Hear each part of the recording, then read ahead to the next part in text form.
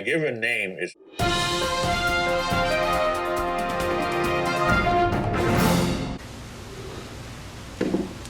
Hello, this is Patricia Krenwinkel here with National Kansas News. Sorry to interrupt your program, but we have some breaking news out of Lawrence as of right now. Let's go to our field reporter, Lynette Fromm, for some more information.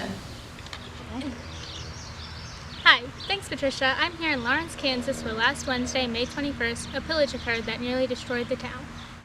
The perpetrators were a pro-slavery group of about 800 men. They pressed into the anti-slavery town of Lawrence and destroyed 2 newspaper printing presses and their offices, blew up the Eldridge House Hotel, and robbed and set fire to their homes. We have a quote here from Thomas Gladstone.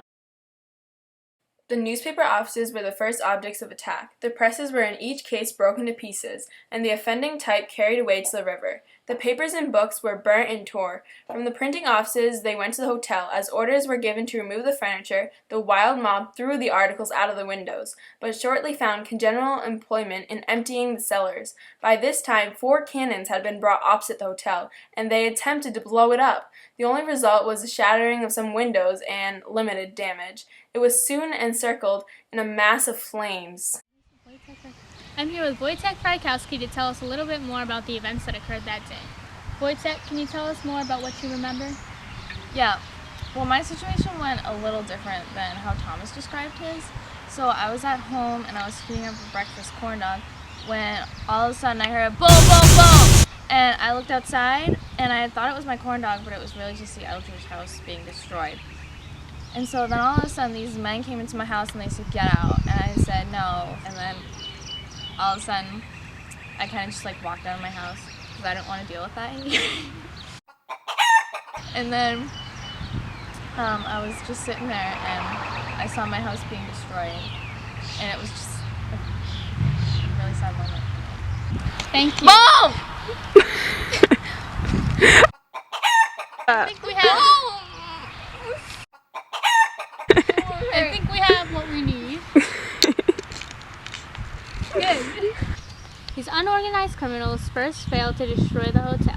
The general's cue to fire was followed by many missing shots, leaving the hotel unharmed. After numerous attempts to demolish the building, it was ultimately burned to the ground.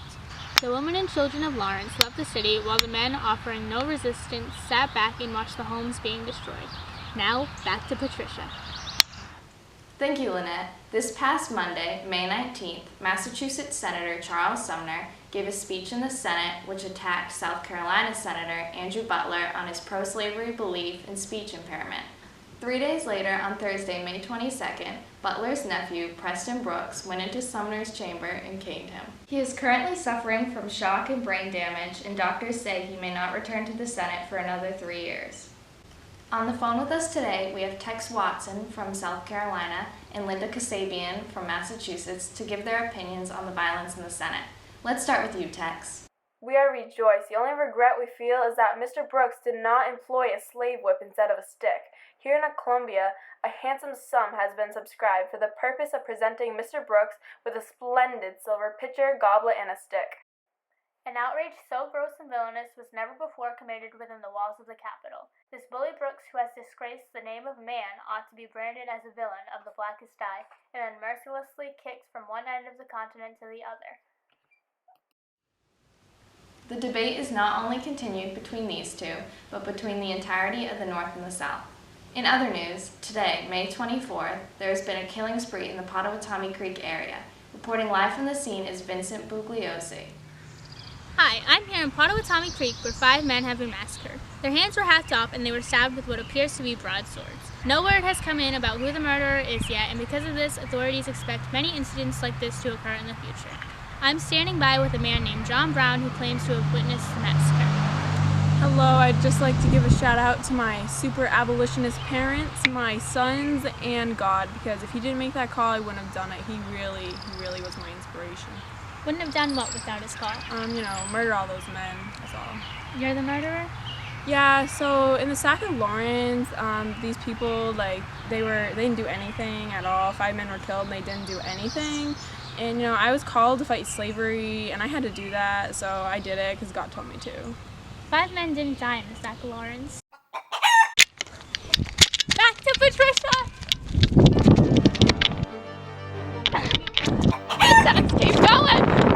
it! She's coming! Everyone! Everyone! Thank you, Vincent.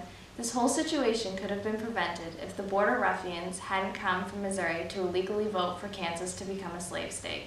There is so much death and blood in Kansas right now that it seems as though, because of the violence in the Senate, Pottawatomie Creek, and Sack of Lawrence, Kansas is bleeding. These three events have something in common. The federal government did nothing to stop them.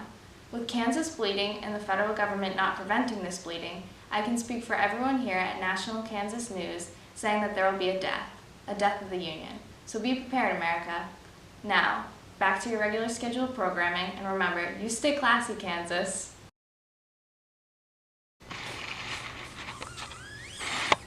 I can't. Their hands were They would chat. Gang. Yes.